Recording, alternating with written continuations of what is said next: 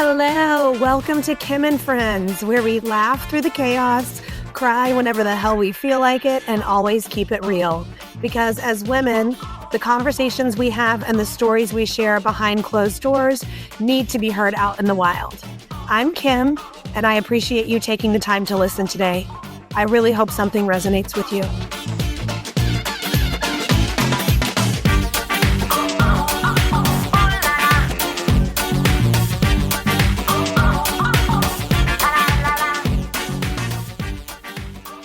Hello, friends. I am here with Jenny in the studio, and I do have to say that her reputation precedes her here on Kim and Friends because I talk about Dr. Jenny almost as much as I talk about Bestie Claire. So I'm really excited that we have finally, after maybe 3 times of rescheduling, have been able to make this come to fruition. So Jenny is a mama to Willa and Gertie. She is also a pet mama to Clove, Ray, and Luna, which are her dogs, and Jenny, aka the Fat Cheeto, who is also her soulmate. She received her medical degree from St. Louis University. She's a primary care physician at a teaching hospital here in St. Louis, where she also holds the title of Associate Professor and Medicine Associate Division Chief. She specializes in preventative medicine, chronic disease management, and LGBTQIA+ health. And I cannot not mention that she is also quite the accomplished runner. So, hey, Jenny, I'm happy you're Hello. here. Me too. I'm excited to be here. How are you doing? Good. It's Friday. It's the end of spring break. It's finally sunny. I ran this morning outside, so I feel like there's literally nothing better than looping Forest Park in the sunshine. It's like an immediate mood booster. Yep. How many miles did you run? 10 and a half.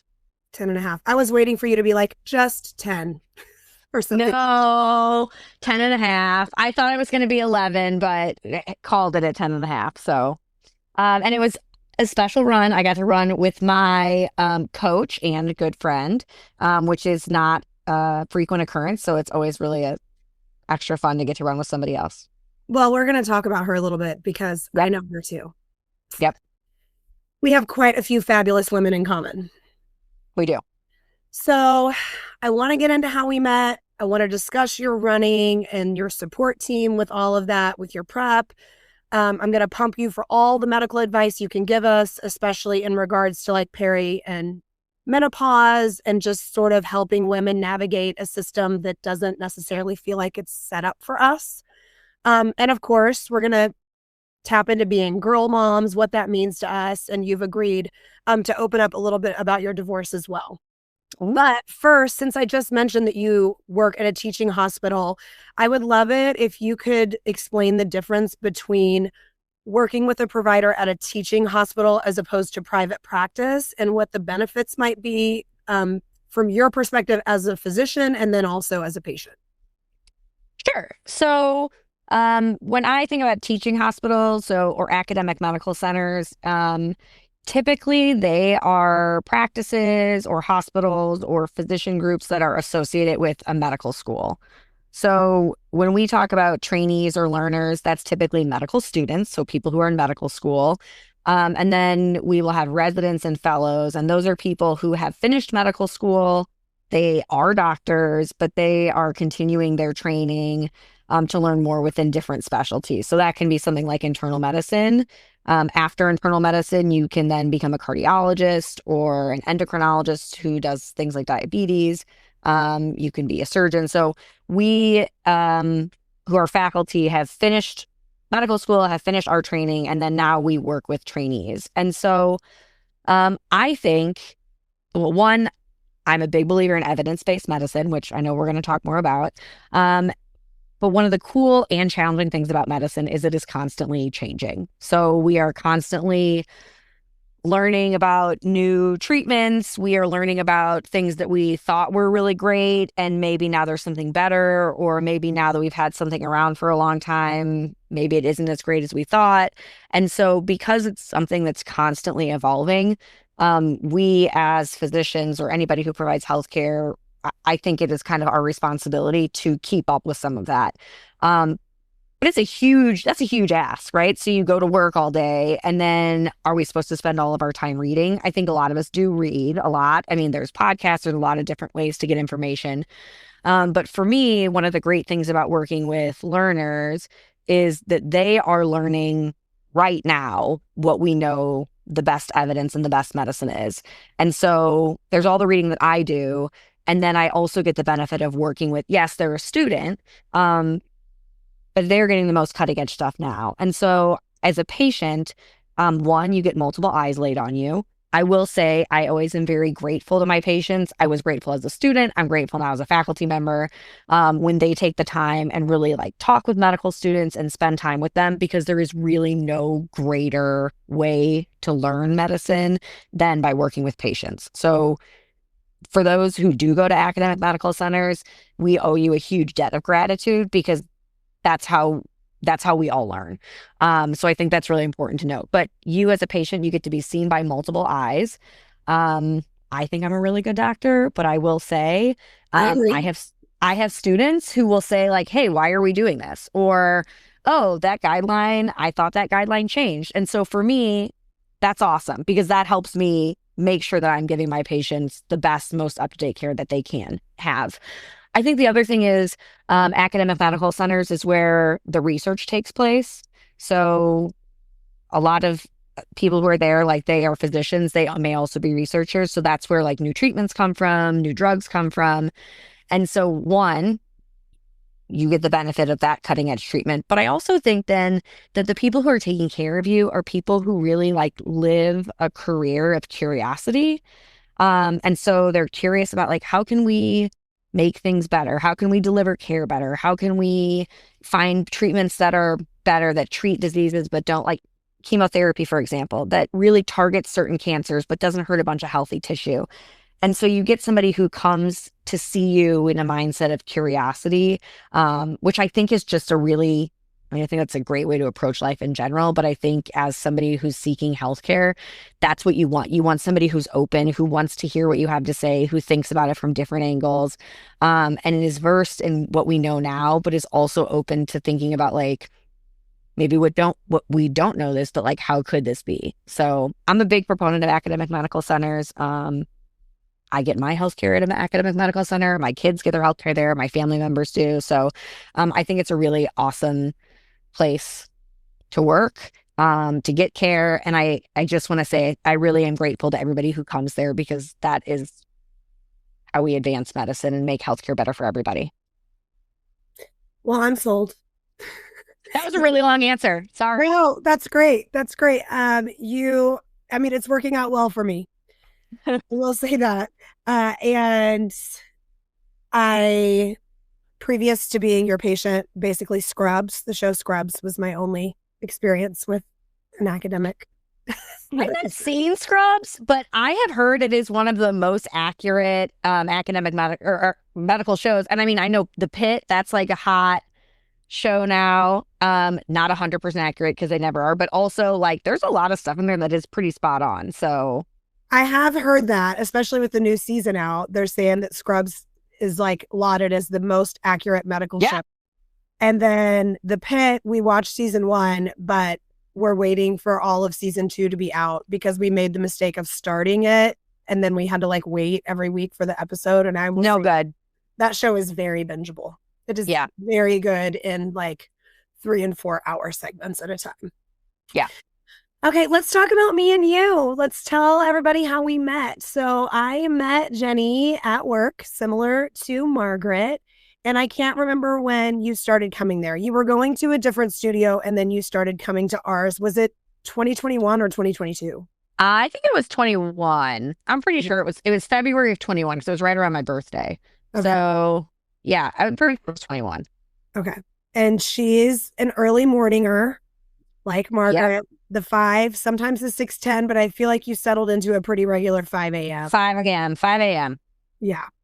So tell me a little bit about your thoughts when we first met. So I always like to say, because I talk to a lot of women about this, about exercise, and I think there's a lot of different seasons in our lives that we go through with exercise and our health. And so I was athlete in high school. And then, I went to medical school, had kids. So I didn't really get back into exercising until my younger daughter was about 3.5. Um, and one of my residents, so like another plug for academic medical centers, one of my residents was like, you should come and try this gym with me. And so I did, and it stuck because I just wanted to show up and have somebody tell me what to do.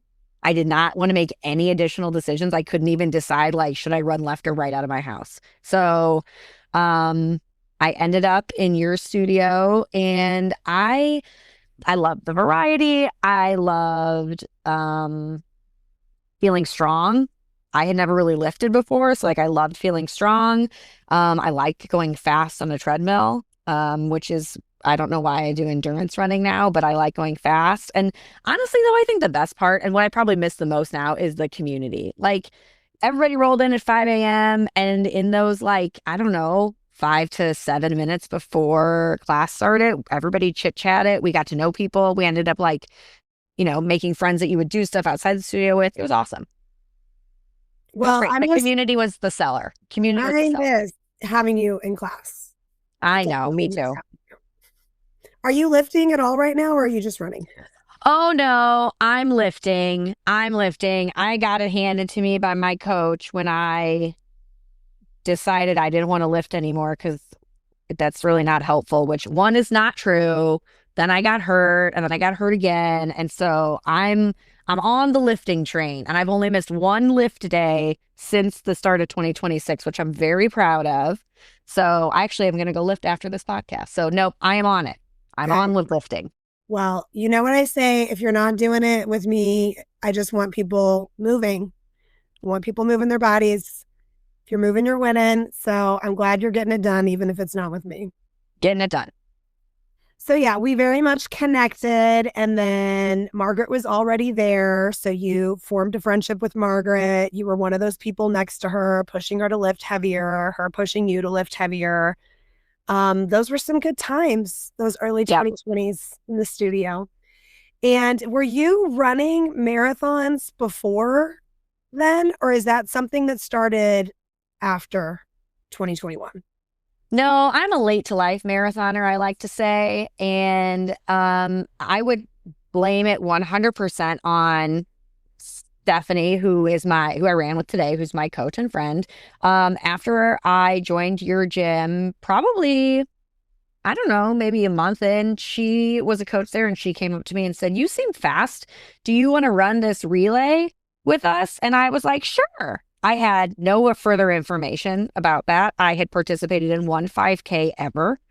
But I was really flattered that she thought I was fast. And so I just committed with no further information, which is pretty on brand for how I sign up for races now. And so I ran the Katie 82 relay, which is one of my most favorite events every year.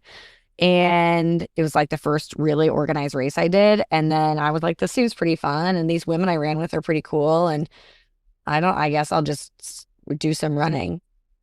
And now how many marathons have you done? Just 4. Just 4. Did you go right into marathons, or did you do like a half and then into the full? I did a half, and which was fine. It was pretty good. It was much better than I thought it was going to be.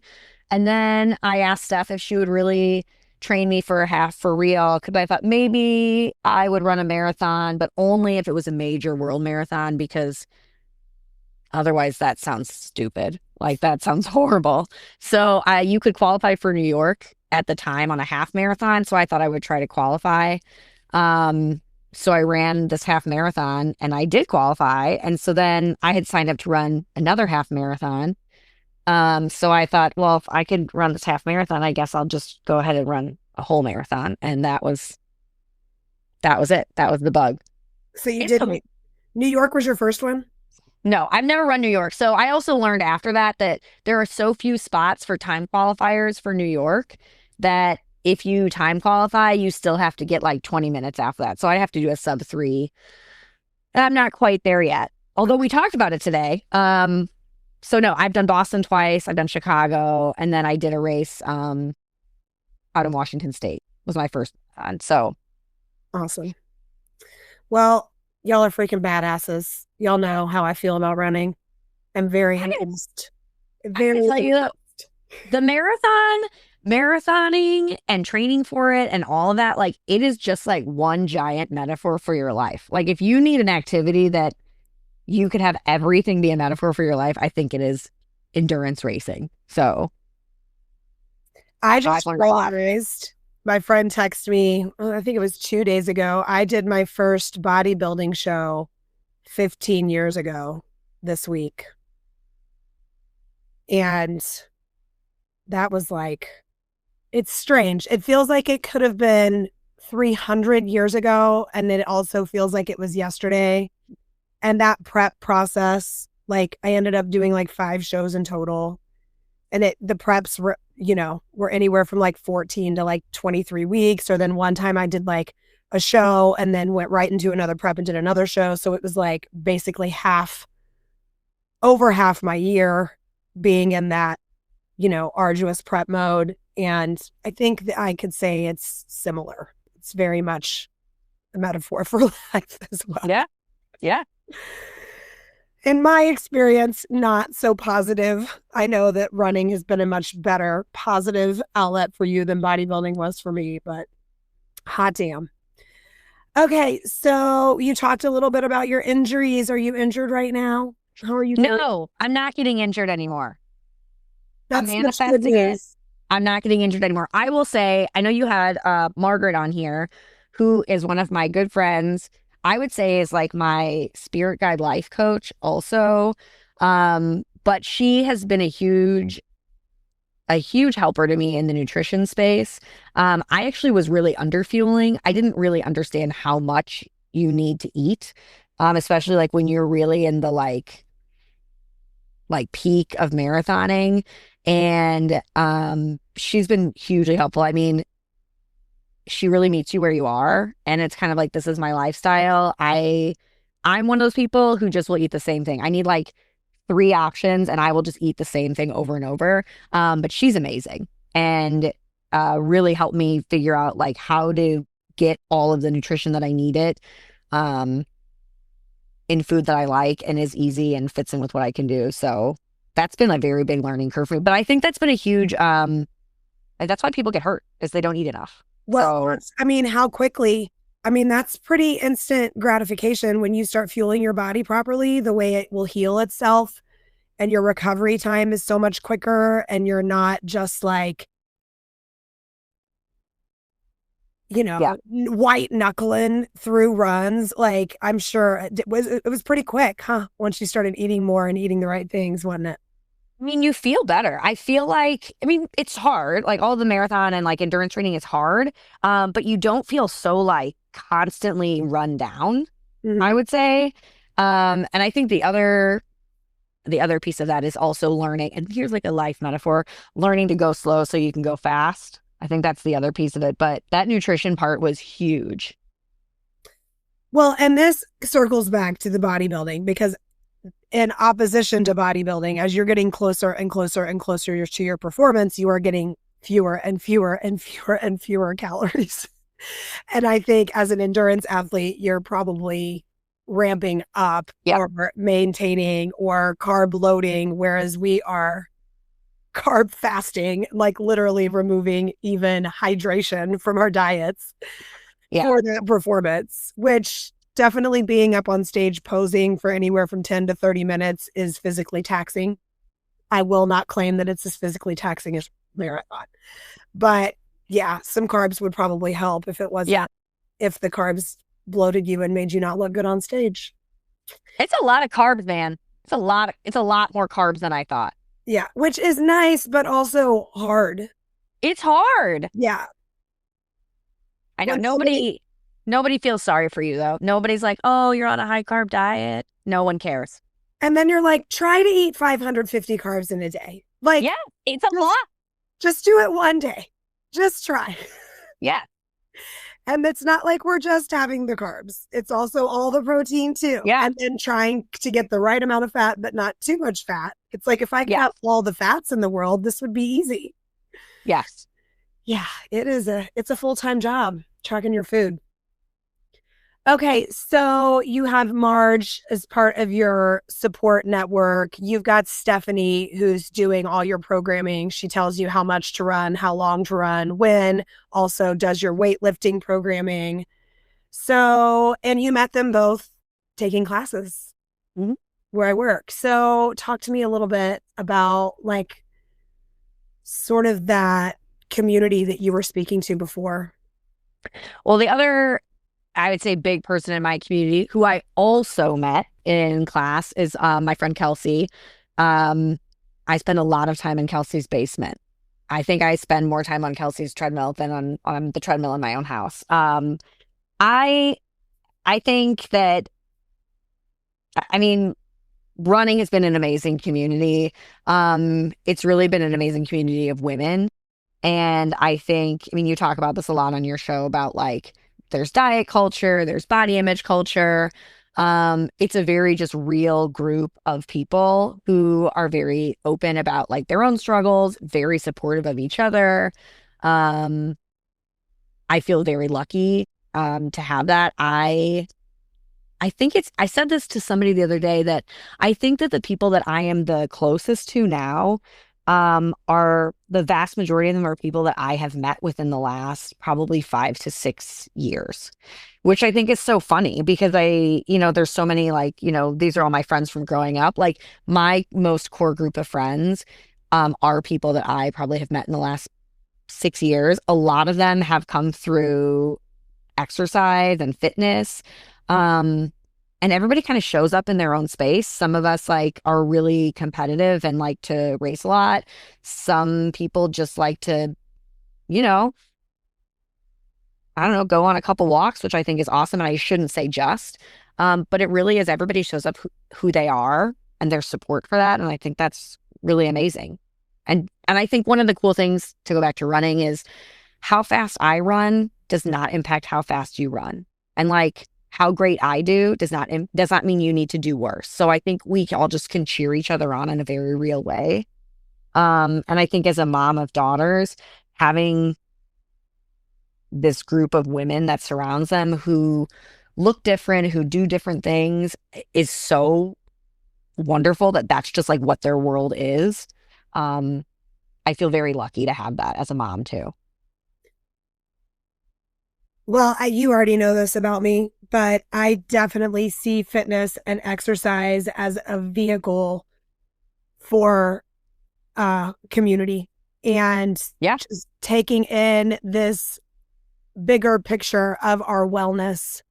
And I think it's the antidote to diet culture. And it's the antidote to like this sort of like breaking away from this scarcity mindset. And like there is enough for all of us, and we can all be performing in our own lane, in our own way, bringing our own gifts, and it's not detracting from anyone else. And when we give a voice to those, things that shame us or things that stop us from doing things that are challenging, and we have a community of women that we can go, oh, shit, me too. Like, oh my God, I feel that way too. It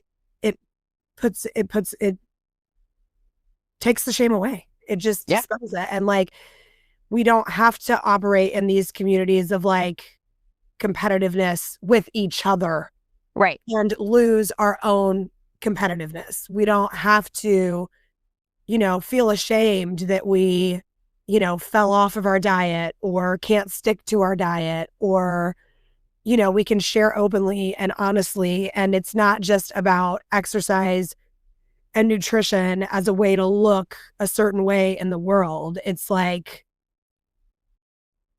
a way to show up in your life more fully and heal your mind and heal your heart and give you access to so much support. So Yeah. much support. So, yeah, I hear you there. definitely hear you there. Okay, so let's pivot back to some doctoring. Okay. So I had already known you for a few years. You had helped me with some medical advice here and there. But in 2024, it was before 2024. I had already seen like my old primary about like extreme PMS symptoms and extreme fatigue. He put me on Ritalin. I took Ritalin for like 3 days and I thought I was going to have a heart attack. It was not the answer. I was, having really bad bleeding. My OB recommended an ablation. That was fantastic. Still see that OB, fantastic recommendation. I don't know why it's not more readily offered to women that are done having children. But I'm not a doctor. But I just know I'm always like, well, why don't you get an ablation? Have you asked your doctor about ablation? And then then around 2024, the things like the extreme fatigue, not being able to sleep was getting worse and worse. I started having like really bad, like night sweats and even like night terrors. I was getting weird belly fat. My joint pain was insane. And like nothing had changed. Like I'm not super regimented with my nutrition, but I'm eat sort of the same things. And nothing had really changed with my nutrition. My exercise regimen's been the same for a decade. I'm not really trying to gain or lose weight, but I'd just been sort of maintaining for quite a while. And all of that shifted. I was putting on belly weight. I was having like elbow pain. I was having ringing in my ears. I was having itching in my ears. And I came to you because that was around the same time that there had been a huge ramp up in sort of revisiting this women's health initiative trial from the early 90s. And I think a lot of us middle-aged women were getting bombarded with podcast episodes and like new, not just influencers, but doctors who were infiltrating the influencer space to sort of talk about how hormone replacement had kind of gotten a bad rap for 30 years. And it might be time to revisit that. So I came to you and you were really helpful in that space. And I did start hormone replacement and have been on it for about a year and a half, like a low dose estrogen patch and progesterone. And it has been, like they've already heard me say on here, life-changing. So I'm wondering if you can just talk a little bit about that study, that Women's Health Initiative trial from the 90s and sort of how that got conflated and misconstrued. Yeah. So I will say, I don't think it's going to come as a shock to anybody that there's not a lot of research in this aspect of women's health. Perimenopause is not something that we like talked about. We knew what it was when I was in med school, which was not that long ago. But this is something that has really been in the cultural milieu a lot. I think a lot of it is that there is social media. And I think a very positive thing is that women do talk about what they're experiencing. And I think, which is great. Because I think in a lot of different areas, women just kind of suffer in silence, or like what I'm experiencing just like is what it is. Sometimes that's true. A lot of times it's not. And so I think it's great that women are starting to talk to each other.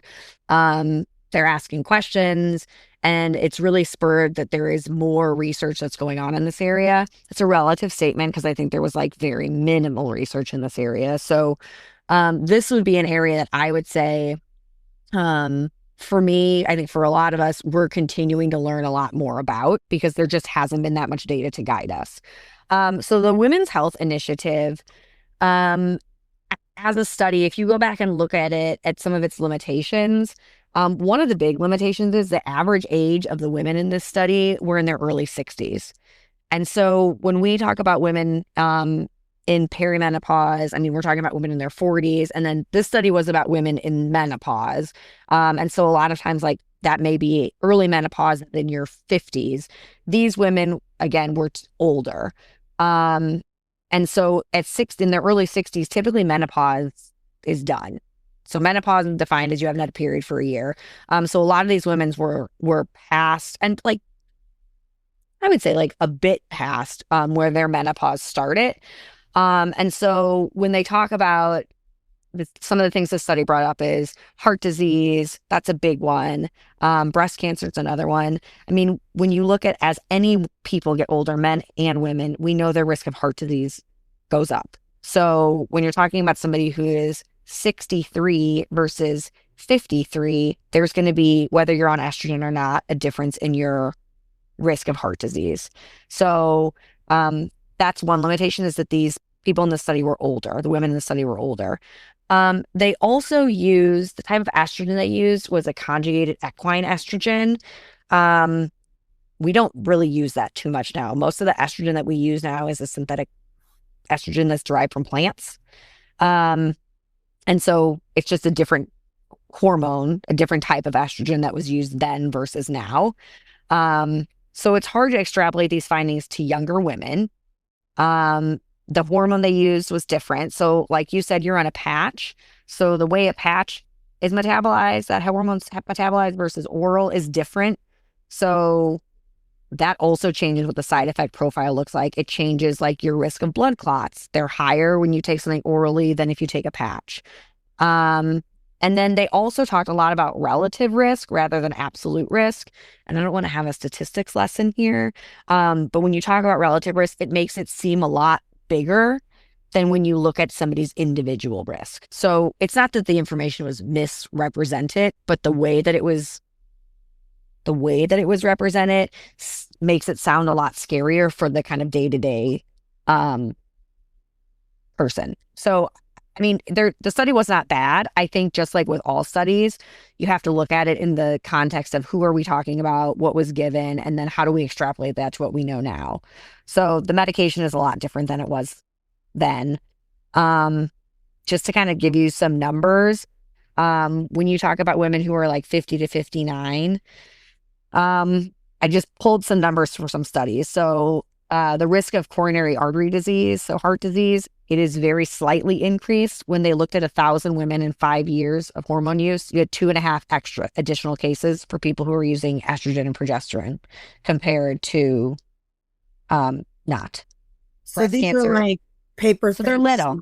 Yeah. They're little. And it is a risk. Yes. And I think it's really important when you hear this podcast or any podcast or TikTok video or read a study, is you take that information and then you have a conversation with your doctor about your personal health and your risk factors, because these are like generalized numbers. It's really important to talk about your specific health stuff so that you can talk about your risks and benefits. Well, certainly your medical history, what has happened with your mother, your grandmother, if you're at a higher risk for certain things already, then you're probably going to be one of these 2.5 out of 1,000. Like it makes that risk higher for you than it does for somebody that doesn't have it in their Exactly. And then there's also a balancing of like risk reward. Like you still then might say the symptoms I'm living with are hampering my lifestyle, have got me so off track, so unable to function in the world in the way that I would like to, that it's a risk I'm willing to take. You know, you're balancing that risk reward. Like, okay, I might have a slightly higher risk of heart disease or blood clot or whatever, but like, I can't live like this. So maybe just monitor me more closely, or we start with like a very, very small dosage and see if that can even just slightly make me feel better.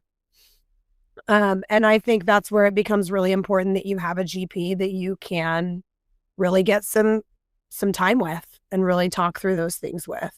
I think also what happened, correct me if I'm wrong, but also with the Women's Health Initiative, the media sort of caught wind and just like, of course, grossly misrepresented the data. And that just became like gospel. And it wasn't even, you know, the doctors or the people or the researchers that worked on it that were giving the information to the people.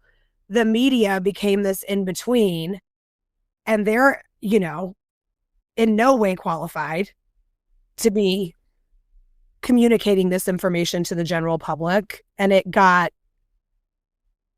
just treated as something that it wasn't, and just it seems very similar to things that happen now.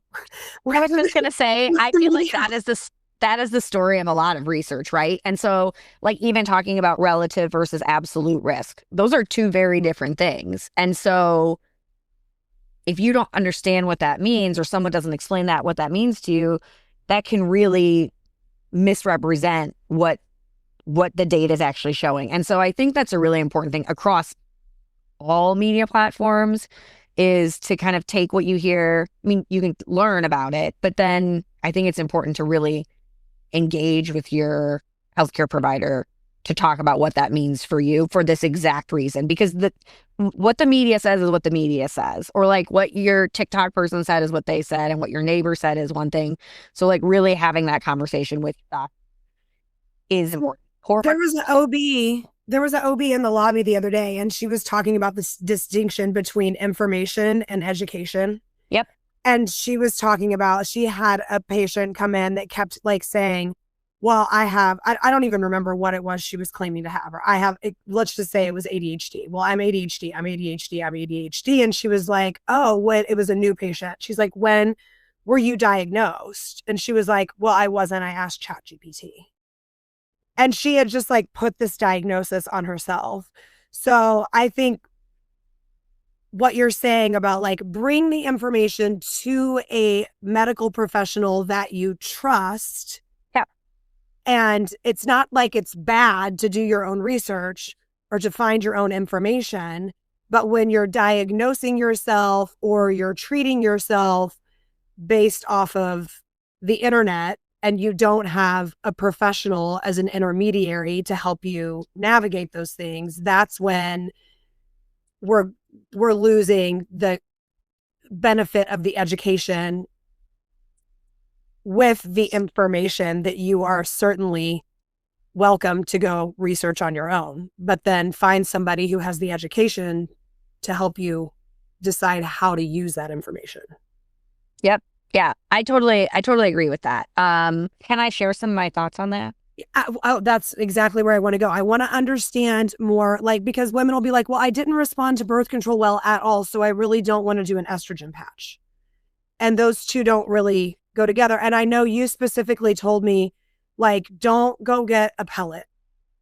Let's do the patch. And that wasn't a hard sell for me, because I am not in a financial situation to pay for all of this out of pocket anyway, nor do I want to. I have really good insurance, and I feel like this should just be a part of what's included in my healthcare. So I mean, I had sort of like I don't know, like a moral stance on wanting to use my insurance for this. Sure. Like, we shouldn't be having to pay out of pocket to feel like we can function in the world past the age of 45. So anyway, I'm rambling. So you go. Okay, so I'm going to take one step back, and then I'm going to talk about the term bioidentical hormones and kind of what that means. So I will say, so I'm very academic. I really like evidence-based medicine. There isn't a ton of evidence in this space. I would say it's really an evolving space. And so one of the things that has been, I would say, a struggle, and thinking about coming out of this podcast was a little bit of a struggle for me, is when you really look at the guidelines for women who are perimenopausal, the guidelines recommend using oral contraceptives. So that's like a birth control pill with estrogen and progesterone in it, to treat those perimenopausal symptoms. And then once you're in menopause, transitioning that to hormone replacement therapy, which is still using estrogen and progesterone, but they're in these kind of different formulations. And so one of the things that has been challenging for me is that, I try to approach things in a curious space, like I said, thinking about risk benefit. And I have seen anecdotally, personally, with my patients, that there are a number of perimenopausal women that do that little bit of extra estrogen that you're getting from a patch or from a pill, that's less than you would get in a birth control pill, really does make an improvement in their lives. And so it was hard for me to say, like, let's try this other thing that's really for menopausal women, for someone who's perimenopausal, because it was not guideline based. but I really have seen it be so beneficial. And from a risk benefit standpoint, I think for me, I thought, why am I going to give someone more estrogen when they can get a benefit from a smaller amount? So that's kind of how I've approached this. This is new information to me. So like, I mean, I can share whatever I want. It's my podcast. I'm on like a level 2 patch. So it's 0.0375. That's a baby patch. A baby patch. So that's less than I would get from like your standard birth control. From certain birth control pills, yeah. Okay. And so the thought is that it's too low to make a difference. Like, which I get. I mean, I get that. But it does. Anecdotally, it is making a difference. I know. And I feel like, so that's something that I feel like I'm just, I think the data is going to come. I think we're learning more about it. And I feel like, you know, people's quality of life is massively improved. And so I think the risk benefit to that is, I get it. So that's why I do that. So this bioidentical hormone situation, I thought was really confusing because I was like, what does that mean, bioidentical hormone? So what that means is it is a hormone that has the same structure as a hormone that's produced in your body. So like, that's what you're getting. The hormone, estrogen that you're getting is that. Yeah. However, this term bioidentical hormone has kind of taken on its own meaning in culture. And so when you hear the term bioidentical hormone kind of thrown around, or like there's a lot of these clinics that you hear about on the radio, it's referring to this compound that's like a custom made compound. And it's like made for you with multiple hormones based on your hormone monitoring. I think one of the reasons that people turn to this is that they're not able to get hormones or get relief from their doctor. And so sometimes, I mean, what I've seen is that women are like desperate. They feel horrible. They want to feel better, and they just want to feel better. So sometimes I'm like, I feel like if I was like, paint your body blue and run around your house 5 times and you'll feel better, they would do it. And I don't mean that in a judgmental way. I just think that they're miserable. I mean, I have not been through perimenopause, but I went through puberty, and I would give it a 0 out of 5 stars for experience. And so I think there's this sense of desperation. And I feel like a lot of these clinics kind of like, to be totally frank, like prey on that. You have to pay out of pocket. It's expensive. And it feels good. Like, it's like, oh, my levels are going to get checked. But like, really, it really should be off your symptoms. So like, if you're feeling bad, how do we figure out what's going on with you? If it is hormone based, then we treat you based on your symptoms. We don't treat you based on numbers. And so I actually looked this up because I know a number of societies don't support this. And I wanted to actually quote the ones that don't support this kind of like customized hormone preparation. So the Menopause Society, the American College of Obstetrics and Gynecologists, the Endocrine Society advise against using these custom compounds. And I think a big reason around that is because there's a lack of quality control around it. So there have been studies that have shown that when you look at these preparations, what's listed on the bottle or on the jar can vary wildly from too high or too low of potencies. There's no trials that show that these like custom compounds are better or even equal to the regulated medications we have. There's no regulatory oversight, and there's no like requirement for any like package inserts or talking about risks and benefits. And so that makes me, and I think these societies will like feel nervous because you don't necessarily know what you're getting. Okay. So, and also with the pellets, I'm never a fan of putting extra things into your body that you can't get out. Mm. Well, and then I think that also just presents more opportunities for it to not work. Like you're right. Like everybody that's like getting their breast implants taken out now. It's like, oh, yeah, what's been making me feel so miserable all this time because I have a foreign object that my body doesn't recognize that it's trying to attack. Like, and when you're already feeling so shitty, one would introducing another thing for your body to try and deal with I mean, and I know, I mean, I know personally some women who have these pellets and they're having like really great success with them, and I'm happy for them. It was not the right choice for me, as I said, because just like, I don't even know what the word is. I guess I was just like on like a, I want my insurance to pay for it. Like, I Yeah, want, I'm with you. I'm with you 100%. I just feel bad because I really do. And I don't have any judgment for anyone who goes there. I want to be very clear about that. I have no judgment on that. I just feel like there are a lot of women who they just want to feel better. And correct. like, we should be able to help them feel better. I'm not saying that everyone should get hormones. So, like, if your doctor's not giving you hormones, that's a problem. Like, again, that's between you and your provider. But I feel like we should be able to help you, and you shouldn't feel like you have to go out and pay on your own and kind of be like out on this island trying to deal with it yourself. Well, this comes back to what we were talking about earlier, like where information meets Yep. education.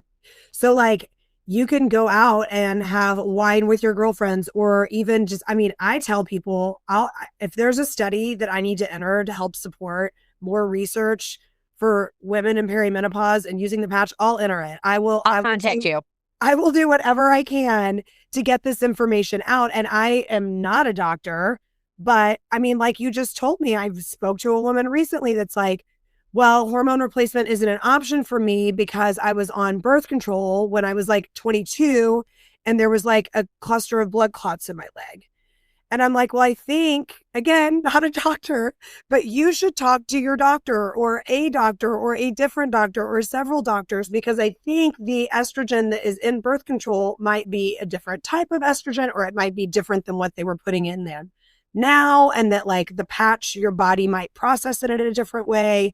I'm like, just, I don't know. I don't know if you would be a candidate for it, but I mean, I'm out there telling everybody. I talked to a woman this morning. She's like, I'm 45. I'm gaining weight. I'm working out the same amount I always have been. And I'm like, here I am again, like a broken record. Like, I don't know if you should be on hormone replacement or not, but it's worth a conversation with your doctor. And she's like, well, should I just have them run blood work? And I'm like, well, my doctor No. told me we're diagnosing off of symptoms, because your estrogen can be all over the place from like one day to the next. So what are we doing? Like running blood work every day to see like what your levels look like from day to day. And also, like, my daughter at 45 might feel fine at the amount of estrogen in her body that I have right now, but I have that amount of estrogen and I don't feel fine. So if I could benefit from more, and I'm just right now just regurgitating things that you've said to me. But anyway, yeah, I think Too, I will say, I mean, we are getting older. So I don't think it's like we should all like, that's it, you're old, this is it. I do think though too, like there is like the realistic expectations. It is rare to go a week where a woman sits in my office and doesn't say like, but let's say they're 60, but like I just feel different than I felt when I was 40. Of course you do. Of course you do. Of course you feel different than you felt when you were 40. I feel different than I felt when I was 20. And so I think part of it is like we do feel different. Aging is like normal and so I think there is also finding that balance of like having a good quality of life, feeling good, but recognizing that like our bodies are changing and they're different, and that is an okay thing. well, I will say being able to feel better and more consistently better, where it's not like every day I wake up and I'm like, what's it going to be today? I got 8 hours of sleep. Am I going to feel exhausted anyway? Or I got 3 hours of sleep, but I'm just going to be like a freaking crackhead, like moving through the world. When I got everything sort of regulated, I realized maybe we're so fucking tired because all of the expectations we are putting on ourselves from exterior sources. And it has really activated my I don't give a fuck. And if I don't get the house clean because I'm tired and I took a nap instead, try to step to me about it. Like, no, Yeah. I didn't get everything done on my list because it wasn't physically possible for me today because there were too many things on the list, and I'm not sorry about it. Like, And that doesn't mean that there's medically something wrong with you. I think that's the other part. Is like, there's a lot of other stuff that contributes to like how we feel. We're always on screens. You know, our brains don't ever turn off. We're trying to do 600 things. Like, I can check my email and pick up my dogs from the groomer and like do my Amazon return all at the same time. Why do I need to do all three things at once? Right.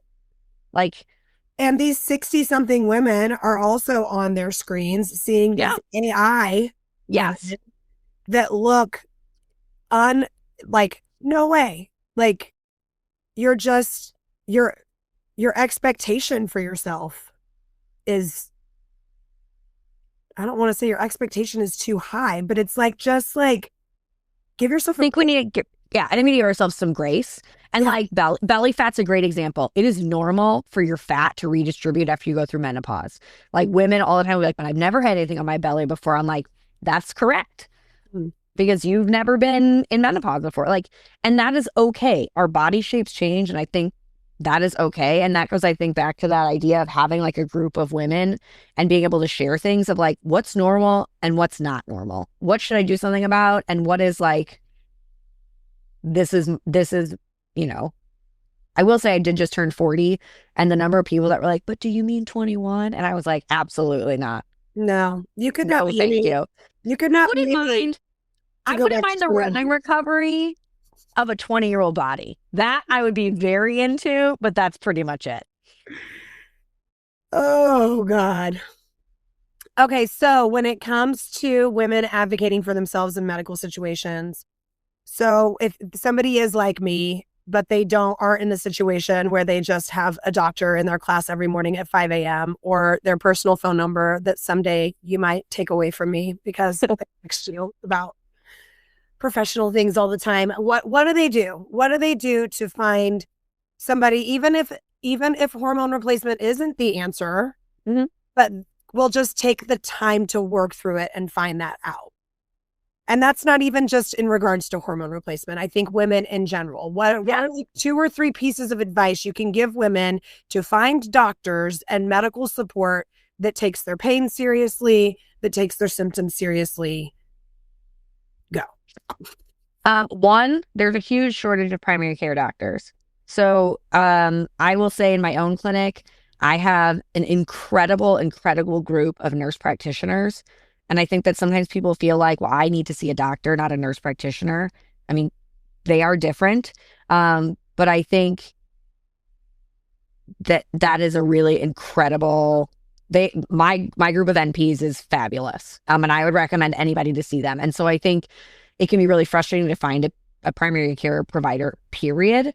So being open to seeing a nurse practitioner widens your net.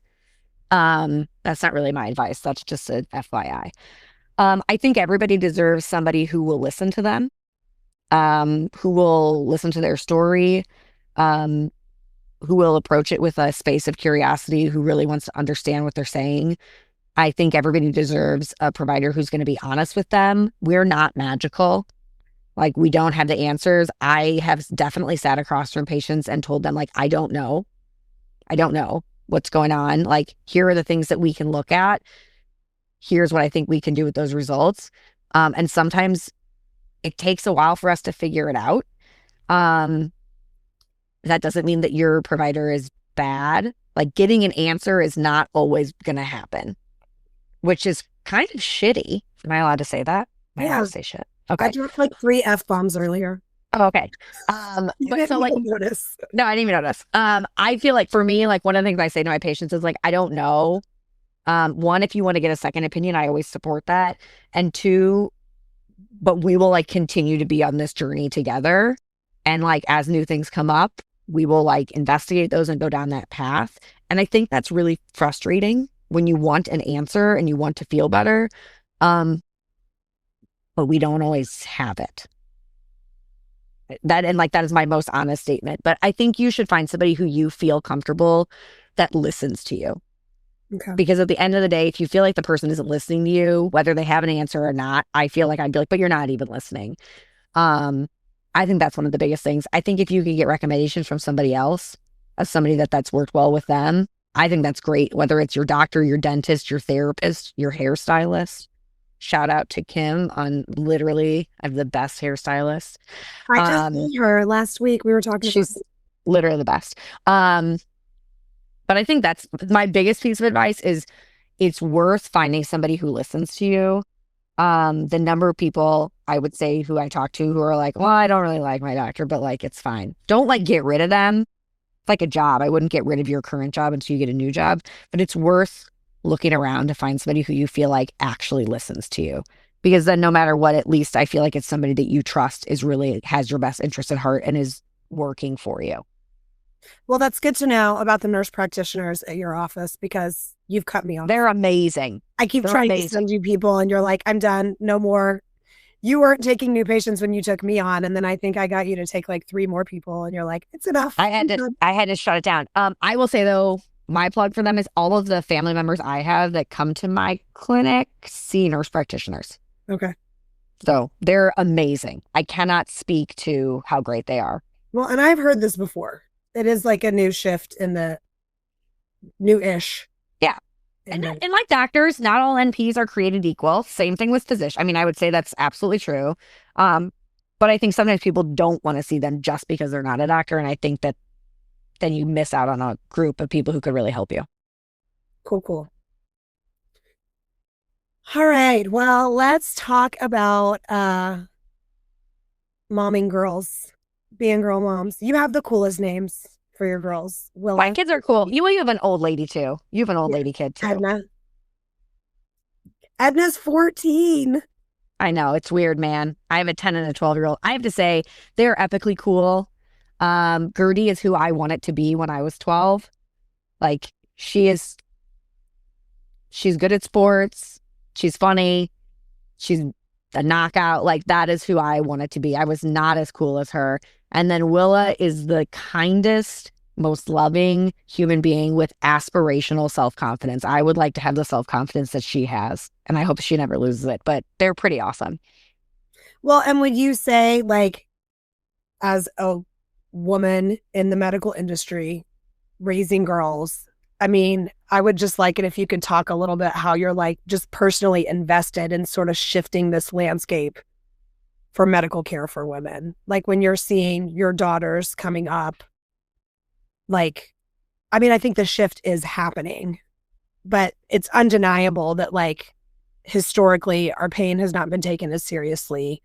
Our symptoms have not been taken as seriously. Like, how do you feel? Like, does it excite you to see these changes? Do you wish they were happening faster? Are you happy with the pace? Like, sort of as a mother of girls, how does that sort of affect you professionally and this shift? I think healthcare for women is a very hot topic now. And I don't want to go like too political, but I think traditionally, I think women haven't been taken in seriously in all the ways. So, I mean, great. I would like for us to be taken seriously. I think it's important that women feel comfortable that they can speak up, that they can have communities of support. I think that's important. I think it's also important to think about like, I don't know, like, I mean, even, and you talked about this with Marge, like when we talk about women's health, there's like the hormone piece and stuff, but I also feel like there's, we're going backwards in body image now with these, GLP-1 medications, which are incredible medications. I will say really amazing, very highly abused. I feel like the conversation is very quickly shifting from healthy back to skinny, which I hate. I mean, my kids have brought Ozempic up to me. What is it? Who should be using it? What do you think about it? A 10-year-old shouldn't be asking their mom that. So I think the bigger concern to me around health, like I think the research is going to come in this space, which is great. I hope. I have a lot of concerns about women's healthcare in general and our ability to have autonomy over our own bodies, which is all I will say about that. But I think my biggest concern is like, it's awesome to talk about protein. It's awesome to talk about lifting. Nobody talked about that. I feel like though we also are still talking about being skinny as like a pillar of health, which I hate.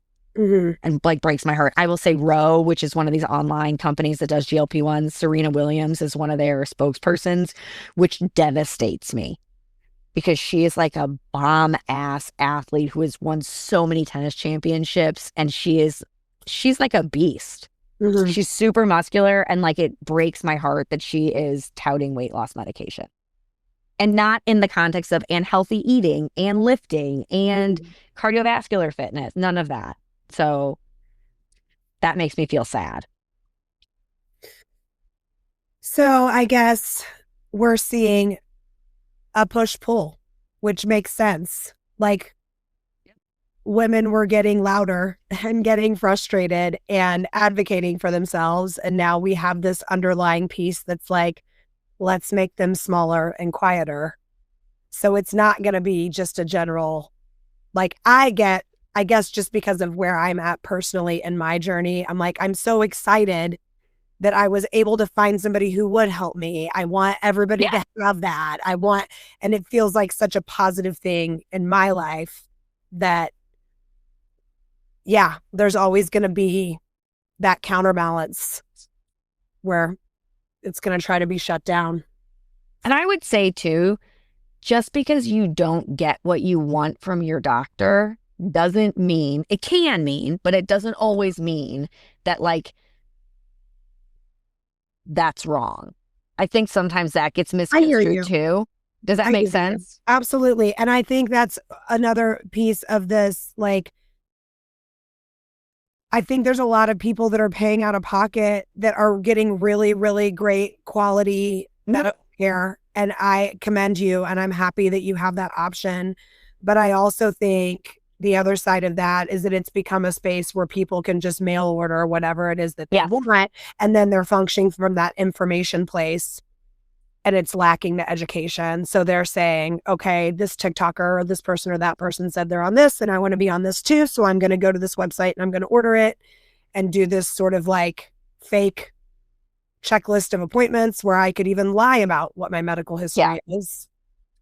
I mean, I guess you can lie to your doctor about your medical history too. But anyway, yeah, I definitely see what you're saying. And yeah, it's not about just going to your doctor to be like, this is what I want and getting it. Correct. You have to open up the space for them to say, I understand that's what you want. Here's the reasons why I think this option's better. Or here's why I think that's not a safe option for you. Which is why I think at the end of the day, having somebody you trust and can have those real conversations with is really, that's like it. That's the like dream relationship. And I would say going both ways. Yeah. Yeah. Well, I had a few more things I wanted to talk about, but I feel like I've kept you long enough, and I feel like we need to not, I just need to have you back again. Wait, we can do you want to do a whole podcast on my divorce? Sure. Can I just say one thing about that? I do, because I think it ties back to what we were talking about earlier too. We were going to kind of pivot into you talking more about what you've been going through personally the past couple of years, and I have the time if you would like to. But just the big thing that stood out to me when you were going through your divorce is that you were dealing with people at your school, at your kids' school, and they kept calling you Mrs. instead of Yeah. like in going through. Anyway, what were you going to say? I want you So to what I would say, so this was a big left turn. That's what my boss would say. This was a big left turn, very unexpected. I would say, so my dad passed away suddenly when I was in high school. This was by far the divorce was the worst experience of my life. It is the darkest I have ever felt. It's the most alone I've ever felt. It was horrible.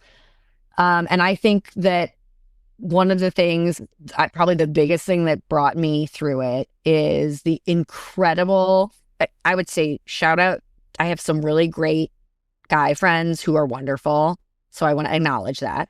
But really was the incredible group of women in my family, in my friend group, people who were kind of like work colleagues, who literally got me out of bed, got me off the bathroom floor, showed up at my house with food, texted me on the regular, what have you eaten today? Do you want me to bring you some food? I am bringing you food and I'm going to sit here and watch you eat it. Um, Without that community, I do not know how I would have gotten through it. And I think that one of the other huge things is that there were several women who really opened up with their own experience of going through this and how dark it was for them, and knowing that people got on the other side of it. I didn't know how I was going to get there. I felt like I was in this like giant ocean, swimming and swimming and swimming and like getting nowhere, but like with the hope of land on the other side because people told me it was there. Um, and like that community really got me through that, and learning to ask for help because I had to. Um, and so like I wanted to say it because I just like, for anybody who is going through that, you will get to the other side. You will survive it. I think that's, if I could go back in time to say one thing to myself, it wouldn't be like, you can do it, or like, you will survive. Like, all you need to know, you will survive. And you'll show up on the other side and your life will look a lot different. I mean, I'm in the early stage of this. It looks a lot different, and I still feel sad about the life I thought that I was going to have. But I feel very happy, and I feel very, like, I've never felt this myself in my whole life. And so, like, as Margaret would say, because she's my life coach on the side, this is a yellow door moment. Like, it's the door that you walk through that really seems like the worst. But then there's a lot of positive stuff that can come out of it. So you'll survive, you'll get on the other side. And there's a lot of people, if you're lucky, like I was really lucky, there were a lot of people that really held me up and continue to do so. So that was my lesson from that horrific experience. Well, I appreciate you talking about that and opening up about that, because I feel like a lot of the women that listen to this may be in some stage of that process, maybe even just considering divorce or thinking that they can't take that step because what will that look like? Or they're, on their bathroom floors and think that they're never going to get off of it. And we've talked before about, the way, like you said, the way you thought your life was going to look. And I feel like that we come across that multiple times throughout our lives. And I think that even when you take on something like a divorce, the way you thought your divorce was going to look, the way you thought people were going to be able to show up for you and couldn't, and then you're able to find work colleagues or the random person in the workout class next to you, or that it's like, oh God, like I'm going to just go ahead and be vulnerable with this person that I just met because I really do need to eat, and they're just going to come in and see my messy house and bring me some food. And the beauty that comes out of that when you let people fully see you and show up for you. I mean, that's spot on. And like, people shared a lot of stuff. People who I like thought we were like kind of just acquaintances, like really shared a lot of stuff, which meant more to me than I could ever express. Yeah. And I mean, again, I've said it before, my divorce was, I was in my late 20s. We did not have children. We were not married for very long, but it was still one of, if not the most devastating thing I've ever been through. And there are people that I will hold in my heart, even if I'm not still close to them now, like just the people that will, just bare their souls to you and tell, standing in the lobby of a gym, their most personal details of their lives, because they know that you need to hear that and be held by them. And it speaks to also a phrase that I have become very, very attached to as of late. I am obsessed and in love with what's wrong with people. Like when people will show you like their ickiness or their darker sides, or like we all have it, right? Like it's the human condition. And like when people know my icky sides, or I know other people's, darkness, and then you just encompass that and you love them even more because their humanity just becomes more like tangible to you. And it's like you latch onto that. Like oh my God, you want to veer into traffic sometimes too? Like, awesome. It's real. It's real. Yeah. I mean, and I have friends. I still am like, I call and I'm like, I'm going to now like talk to you for 1 hour about the same shit that I've talked to you about for the last, 18 months. And they just listen because that's like and that's it. I just need somebody to listen and they get it. But you're exactly right. Like people sharing their vulnerabilities and like just putting it out there. Mm-hmm. Like, I don't know. That's why being 40 is so much better than being 21. Absolutely. Right. And my sister's in her 50s and it only gets better. Like you get more and more and more of that authenticity and more and more and more of that openness. And I'm freaking here for it. I am real here for it. Agree. All right. Well, I've loved having you here. I wanted to close with you giving some advice on how to find a good GP, but I feel like we already did that.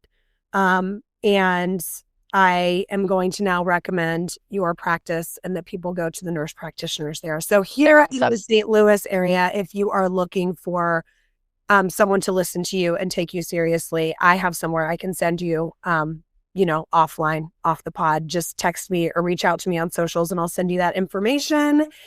And what's your next race? Oh, well, I got pressure into signing up for this Chain of Rocks 6K. First of all, what is a 6K? It's stupid. And when I say pressured, I mean someone said, hey, do you want to do this race? And I was like, okay. So I'm doing that Sunday. Then I'm doing Go on April 11th, which is so fun because it's like the city of St. Louis race. So like there's so many people that come out there. And then I would say my next like race that I'm training for is I'm doing the mini Indy half marathon first weekend of May. And then Chicago Marathon's a big A+ race this year. So no injuries. No injuries. And the 6K is just going to be like a walk in the park for you, whatever that is. I don't know. I think it's going to be fun. So, with some people from my run club. So, I mean, it is always fun. Like, there's no better way to spend like a beautiful sunny morning than like outside running, I think. And then the Go is just like a big social event. So that's super fun. Yes. And I'm running that with Steph. So that'll be like extra fun to run together. I mean, I pretty much signed up for anything that's and with a t-shirt that I don't wear and definitely, with a medal. So it's a really low bar. You gotta get that medal as long as there's a medal. And a free t-shirt. Like there's what else is there? All right. Well, when things kind of settle down and you can come take a class with me, I'd love to see you. Sounds good. And then otherwise, I guess I'll see you at my my next yearly. I'll just I'll wait for your text. Okay. That may be about me or my child or my friend. Whatever. Take your time. You can get back to me whenever. But if you could give me this medical advice via text, that would be great. All right. Well, I love you so much. Best of luck on all your next races and have a wonderful sunny weekend here in St. Louis. Thanks for having me.